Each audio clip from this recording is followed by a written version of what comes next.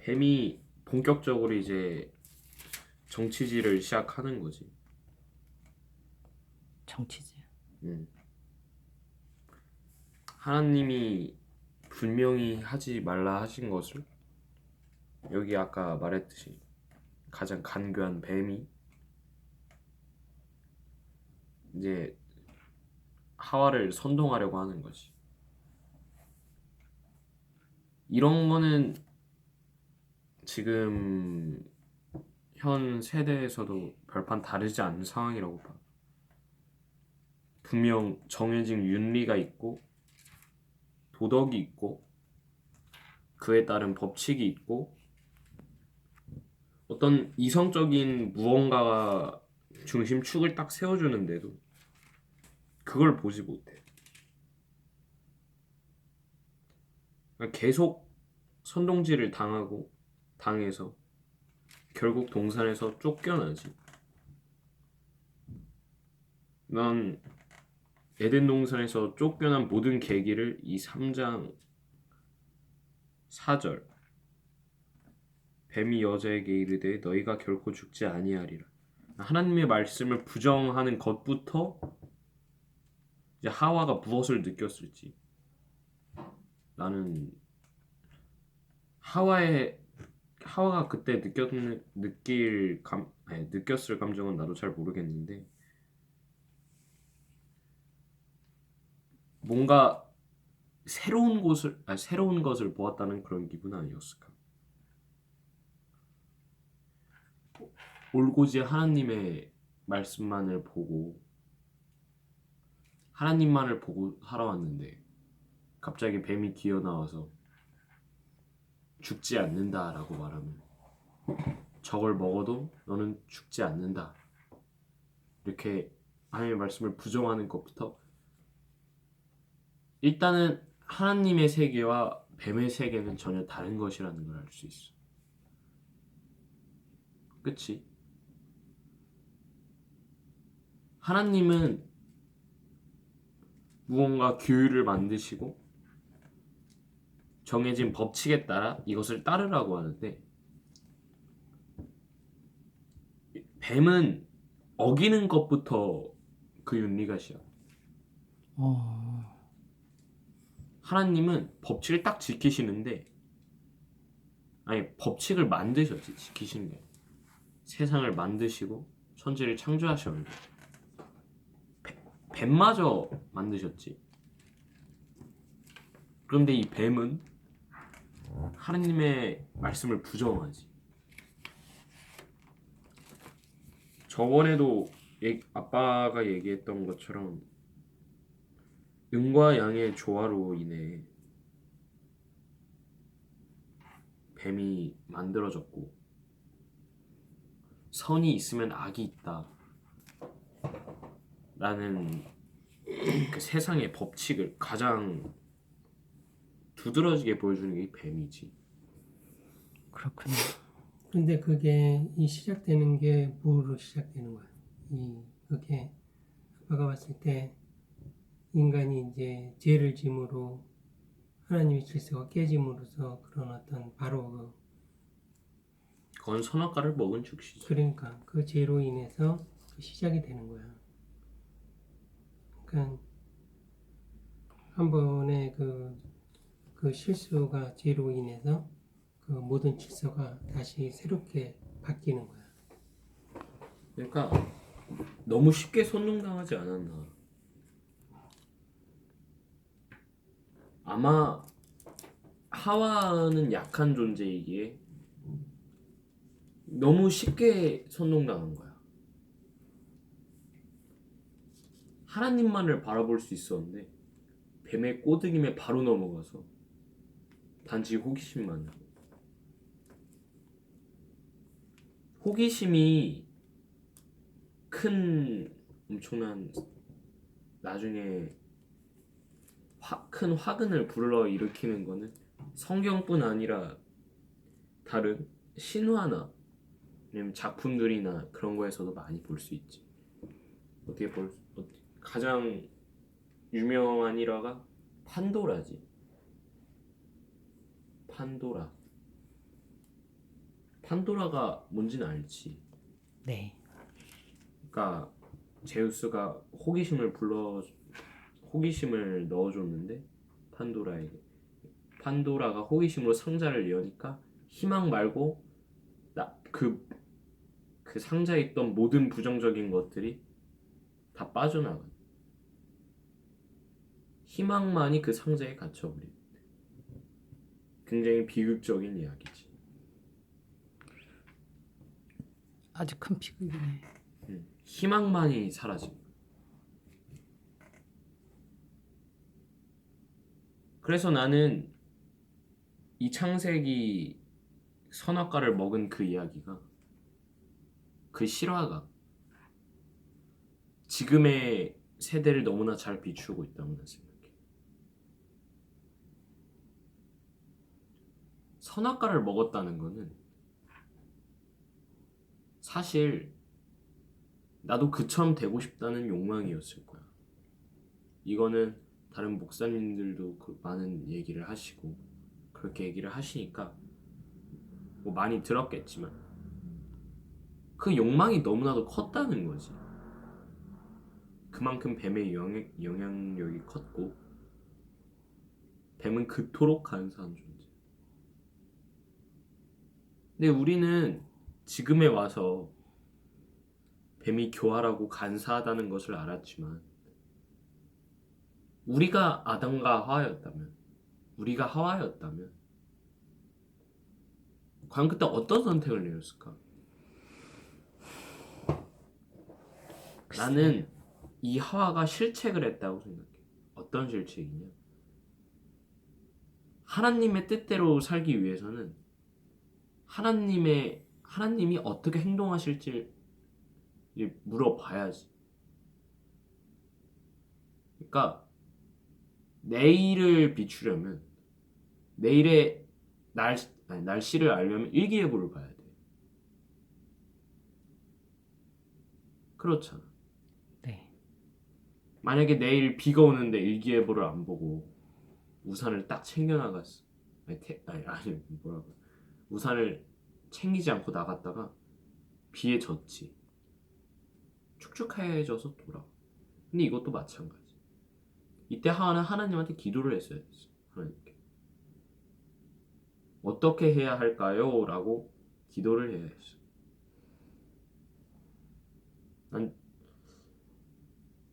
나는 이때 하와가 대체 어떤 선택을 내려야 했을까? 라는 생각을 되게 많이 했고, 다른 선택지는 없었던 걸까?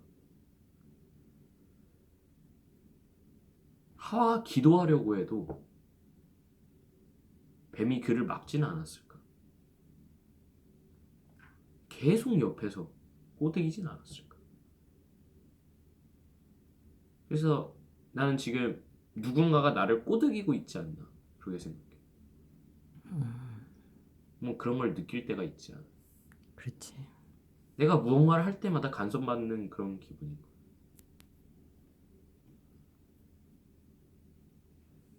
이게 약간 많이 좀 공상적인 개념일지도 모르지만 나와 나를 다루는 존재가 완전히 차별되어 있다는. 나는 난데 나의 의지는 내 마음대로 행할 수 없다는 거야. 하나님이 만드신 인격체로서 하나님의 말씀을 따라야 하는 우리의 존재가 선악과를 먹음으로써 망가진 거야. 우린 불량품이 된 거지. 여기까지는 나도 깨닫는데 그렇게 오래 걸리지 않았어. 근데 성경에서 구원이라는 단어를 꺼내는 게 구원받았다, 구원되었다라는 것을 즉시 보여주는 게 이제 예수님이 십자가에 못 박히신 그 사건. 이때 예수님의 보혈은 망가진 우리 불량품의 어떠한 그 보혈이 우리에게 우리를 고친 건 아닐까? 그 보혈이 우리를 고친 것이다. 그러니까 성경에서는 구원했다고 해. 내가 너희를 구원하였다. 이렇게 직접적이게 말하는 건 별로 없지만 모든 예수님의 행적이 구원을 암시하고 있어요. 모든 기적이 항상 난관이 덮쳐와도 하나님의 기적은 언제나 그들에게 구원이었지.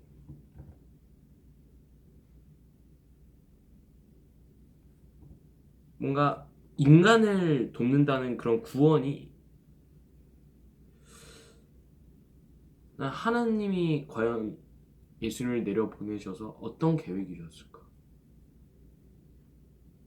그런 구원을 보여주시고서 우리에게 더 이상 어떤 구원을 내려주실까? 많은 구원을 보여주셨어요. 기적을 보여주시고. 근데 우리에게 더 이상 구원하실 게 있을까?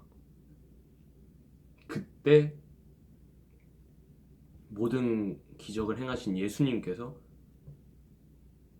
십자가에 못 박히시고 그 보혈이 우리를 고쳤다. 우리를 구원하였다. 뭔가 이 성경을 쭉 읽으면서 예수님의 죽으심으로 구원되었다라는 이야기는 뭔가 영적으로도 굉장히 감명 깊은 부분이겠지만 뭔가 다른 사람들이 보는 뭔가 작품적으로 하나님이 지으신 이 레파토리 그대로 잘 흘러왔어. 이 모든 것을 하나님이 예측하시고 그리고 그대로 써내려 가셨다는 게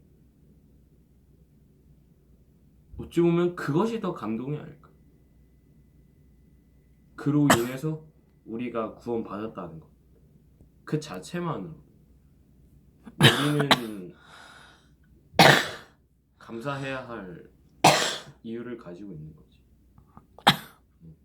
난 그렇게 생각해.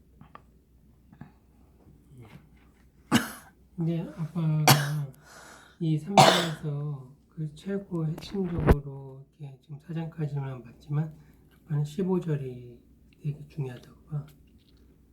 내가 너로 여자와 원수가 되게 하고 내 후손도 여자와 원수가 되게 하리니 여자는 후손은 내 발꿈치를 상하게 하고 너는 그의 발꿈치를 상하게 할 것이니라.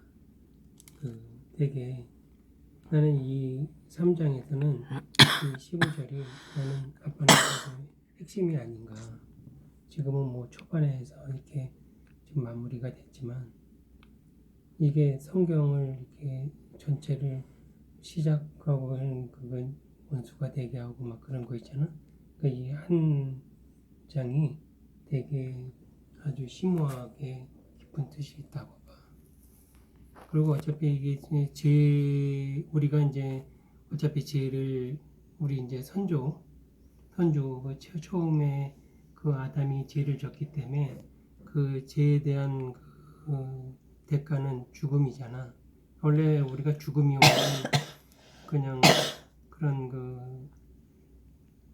그런 완벽한 거를 선물을 받았지만은 죄로 인해서 그 이제 우리가 죽음을 맞게 됐잖아.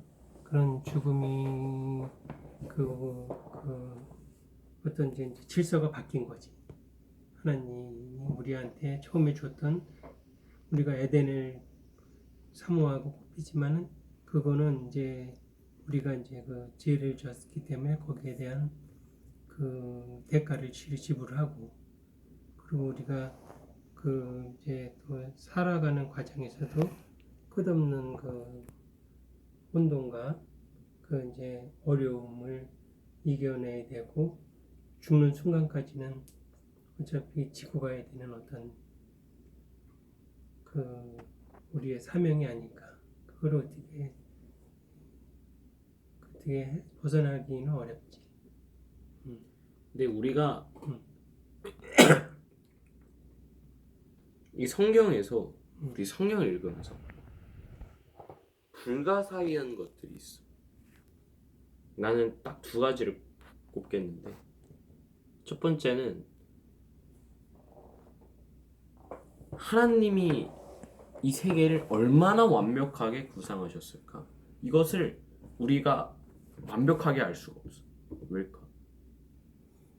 그거는 뭐 당연한 거지. 우리가 그거를 알 수도 없고 그 하나님이 어떤 그 계획과 섭리를 안 되는 거는 좀 어떻게 보면 하나님 보기에 좀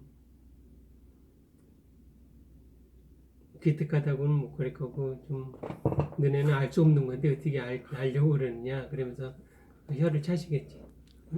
아, 우리는 솔직히 과학적으로만 봐도 그래. 우주가 요만하다면, 우주가 이 테이블만 하다면 지구는 요만하지도 않을 테니까. 근데 우리가 그런 것도 있지만 무한한 우주가 있지만 우리 정신 세계는 우주를 능가해. 아니 그러니까 내 말은 음. 정신세계나 뭐나 정신세계냐 뭐냐가 아니라 약간 그거 있지. 상대적. 그러니까 봐봐. 1이 있고 2가 있으면 이 차이가 별로 안 느껴져. 근데 이 3이 되고 4가 되고 5가 되고 6이 되고 7이 되고 이렇게 확 늘어나죠. 그러면 그 넓이 안에서 보는 1의 범위가 얼마나 작게 느껴질까? 자꾸 뭐 더 작아지겠지. 그러니까 범위가 이렇게 보여야 되는데 이렇게 넓어지니까 이렇게 보이는 거야. 자꾸 축소돼. 그래. 그러네. 아주 그건 표현이 아주 좋네. 그러니까 원래 차이가 1이어야 했는데 2가 되고 3이 되고 4가 되고 이런 식으로 격의 차이가 기하급수적으로 들어. 그런데 하나님은 무한하시단 말이야. 우리가 얼마나 작은 존재일까? 우주보다 넓으셔. 우주보다 넓으신 존재. 생각을 해봐. 우주가 요만하고 지구는 요따만한데 우주에서 본 지구의 모습은 요만하지도 않을 텐데. 그래서 근데 우리도 감사하게도 우리한테 영혼만큼은 크게 주셨기 때문에 상상력이 무한하잖아. 우리 사람의 상상이라는 게. 그렇기 때문에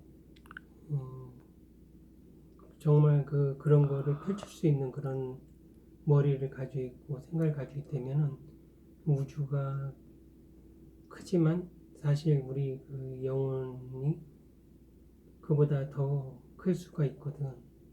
그 자기의 어떤 그런 그 생각과 그릇을 얼마든지 키울 수 있는 거야. 근데 그거를 자기한테 작은데 갇히지 않고 그거를 펼칠 수 있는 그런 자존감과 그런 자기의 그 생각을 무한정 키울 수 있는 그런 선물을 주셨기 때문에 그거를 생각해야 된다는 거야.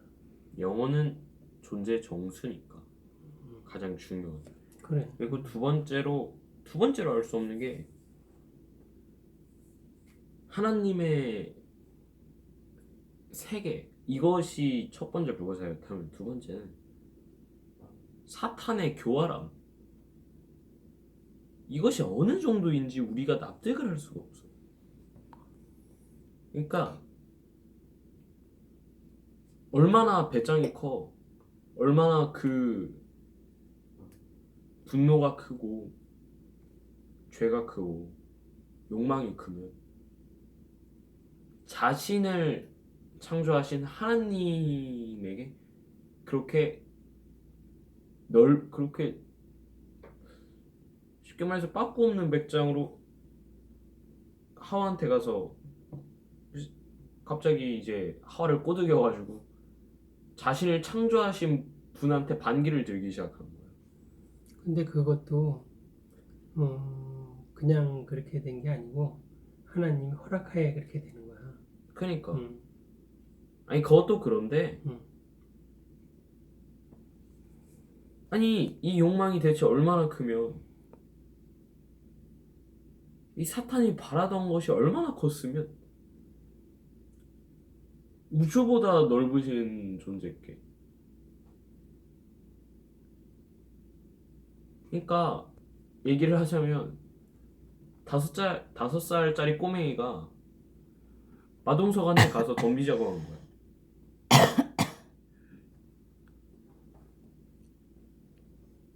이게 나는 웬만한 배짱으로는 이게 불가능하다고 생각해. 이게 대체 얼마나 욕망이 컸으면